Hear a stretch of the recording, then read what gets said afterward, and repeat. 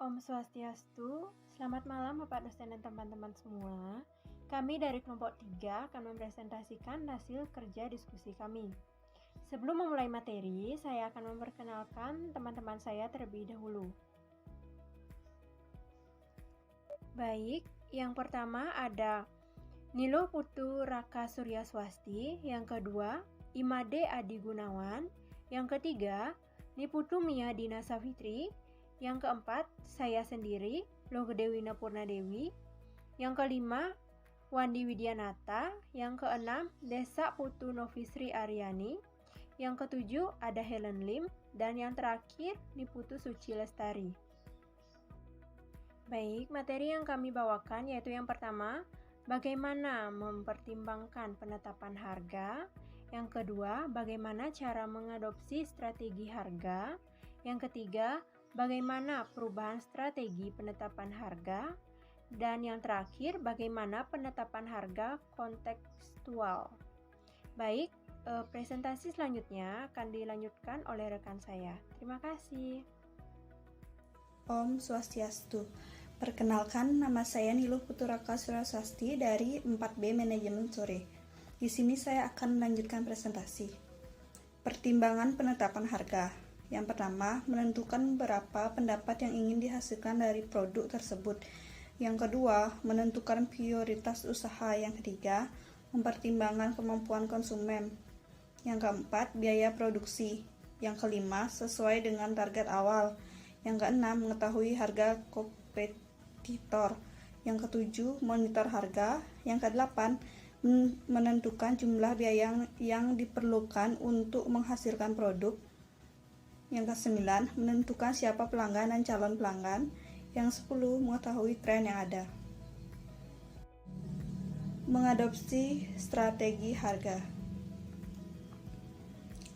Harga premium. Penetapan harga premium juga disebut image pricing atau prestige pricing adalah strategi penetapan harga yang menandai harga produk lebih tinggi standar industri atau produk pesaing.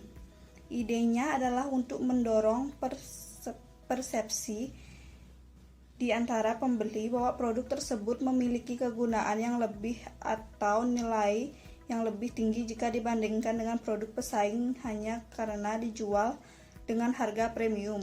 Contohnya, penetapan harga premium, bahan bakar tanpa timbal bermerek dijual dengan harga yang lebih mahal dari bensin tanpa timbal biasa. Konsumen tidak pernah menguji apakah yang bermerek lebih baik, namun ia membeli penawaran bermerek dengan berpikir jika itu mahal, pasti lebih baik. Swastiastu. Perkenalkan, nama saya Imade Adi Gunawan.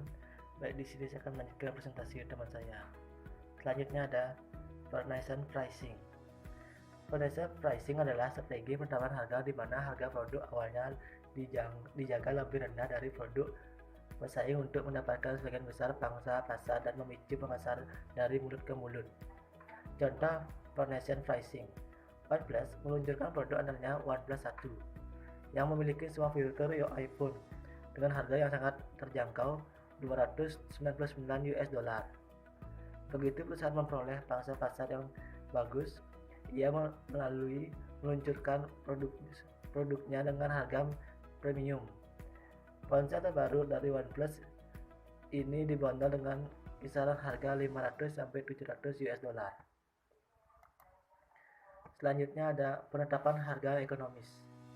Penetapan harga ekonomi adalah strategi penetapan harga tanpa embel-embel yang diikuti oleh pemasok makanan generik dan pengecer diskon yang dimana mereka menjaga harga produk tetap minimal dengan mengurangi pengeluaran untuk pemasaran dan promosi.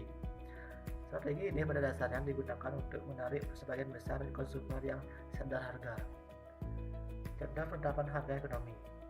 Alfamart atau Indomaret menggunakan strategi penetapan harga ekonomi tanpa embel-embel ini, di mana ia mempromosikan ke toko-toko kecil.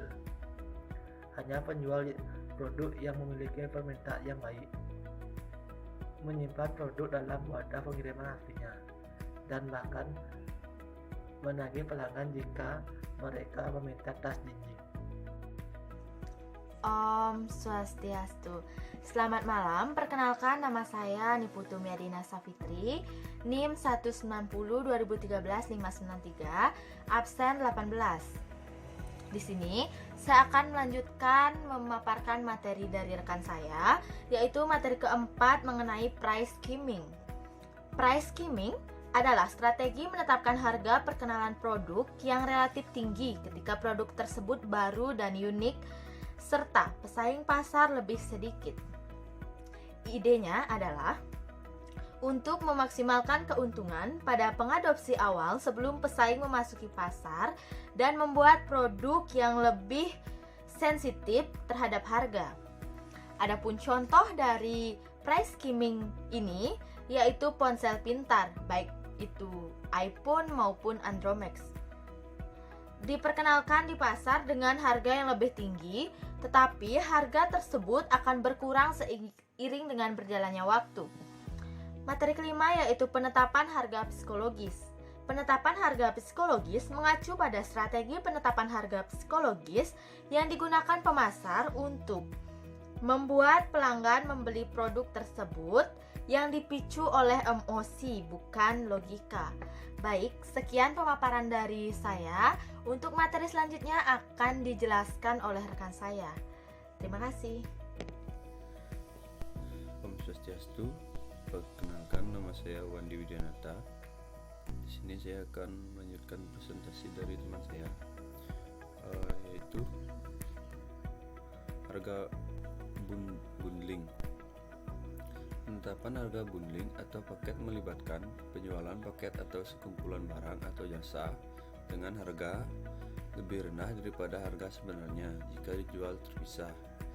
Contoh harga bundling itu Happy Meal McDonald adalah contoh sempurna dari harga paket. Dan yang ketujuh, Premium adalah strategi penetapan harga berbasis internet di mana layanan dasar disediakan secara gratis tetapi dikenakan biaya untuk fitur premium tambahan. Contoh premium adalah pernah bermain Candy Crush. Candy Crush Saga adalah contoh bagus dari strategi penetapan harga premium, di mana game ini disediakan secara gratis tetapi harga dikenakan jika Anda ingin lebih banyaknya dimainkan. Sekian pesan dari saya, akan dilanjutkan oleh teman saya. Baik, di sini perkenalkan, nama saya Desa Putunovis Sri Aryani, NIM 1902013670. Baik, di sini saya akan menjelaskan mengenai Pay What You Want. Pay What You Want atau bayar apa yang Anda inginkan adalah strategi penetapan harga di mana kekuatan menentukan harga suatu produk diberikan kepada pembeli yang membayar jumlah yang diinginkan untuk suatu produk yang bahkan bisa nol. Tidak seperti kelihatannya, strategi penetapan harga ini seringkali menghasilkan lebih banyak keuntungan dan peningkatan pangsa pasar karena sebagian pelanggan membayar jumlah yang melebihi harga biaya produk. Meskipun banyak bisnis menetapkan harga minimum dan menggunakan versi sebagian dari strategi penetapan harga ini, banyak yang menahan diri untuk menetapkan harga dasar. Sebagai contoh, harga bayar yang Anda inginkan adalah banyak restoran dengan tema all you can eat di Indonesia, terutama di kota besar, beroperasi dengan sukses dengan strategi penetapan harga ini. Baik, selanjutnya penetapan harga predator. Predator pricing atau di bawah cost pricing adalah strategi penetapan harga yang agresif dengan menetapkan harga rendah ke titik di mana penawaran tersebut bahkan tidak menguntungkan, hanya dalam upaya untuk menghilangkan persaingan dan mendapatkan sebagian besar pangsa pasar. Perang harga yang sedang berlangsung di antara para pesaing dapat menyebabkan seseorang mengadopsi strategi penetapan harga predator untuk membuat pesaing keluar dari arena. Penetapan harga predator ilegal di banyak negara. di bawah Undang-Undang Antitrust dan persaingan bertindak sebagai penghalang untuk persaingan yang sehat dan menyebabkan bisnis menikmati monopoli. Contoh penetapan harga predator adalah dari perusahaan yang mengadopsi strategi penetapan harga predator adalah Amazon yang pada 2013 menawarkan buku dengan harga yang lebih murah daripada harga biaya dan bahkan mengirimkan secara gratis hanya untuk memenangkan persaingan tradisional. Perkenalkan, nama saya Helen Lim. Di sini saya akan melanjutkan presentasi, yaitu penetapan harga dinamis. Penetapan harga dinamis juga disebut sebagai penetapan harga permintaan, adalah strategi penetapan harga yang relatif baru yang menetapkan harga berbeda untuk barang yang sama dari pengguna yang berbeda, tergantung pada kemampuan mereka untuk membayar. Contoh penetapan harga dinamis yaitu situs web e-niaga seperti Amazon, Flipkart, dan lain-lain. Menggunakan strategi ini untuk memasarkan ulang produk mereka ke pembeli musiman. Selanjutnya yaitu perubahan strategi penetapan harga. Yang pertama, memprakarsai penurunan harga. Perusahaan memerlukan lebih banyak bisnis tetapi tidak dapat mencapainya melalui peningkatan upaya-upaya penjualan, perbaikan produk, atau langkah-langkah lain. Yang kedua, memperkerasai peningkatan harga. Peningkatan harga yang sukses dapat meningkatkan laba. Faktor peningkatan harga adalah inflasi biaya, permintaan yang berlebihan. Baik, selanjutnya akan dilanjutkan oleh teman saya. Om Swastiastu. Nama saya Niputu Suci Lestari, NIM 1902013677. Penetapan harga kontekstual.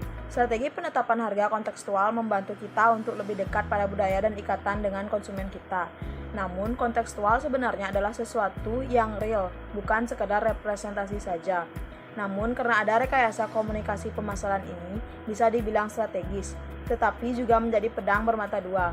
Bagaimana sesuatu yang real dari kontekstual ini bisa menjadi sesuatu yang hanya bernilai representasi saja, karena adanya rekayasa komunikasi pemasaran.